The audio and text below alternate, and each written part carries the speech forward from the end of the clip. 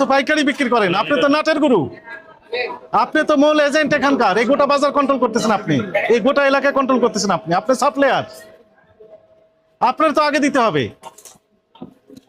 বুঝেছেন না? কি ভয়ঙ্কর কথাবার্তা, হাসতেছেন।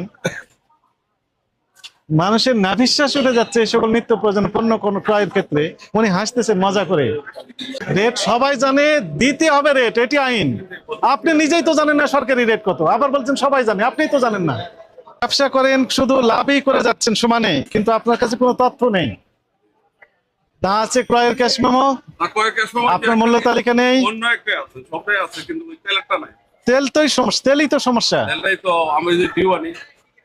ডিওই দেখান আমাকে, ফটোকপি দেখান। রাখেন, রাখবেন না তো, কারণ কিনেন যে রেটে, এটা যদি জানাজানি হয় তাহলে এত লাভ করতে পারবেন।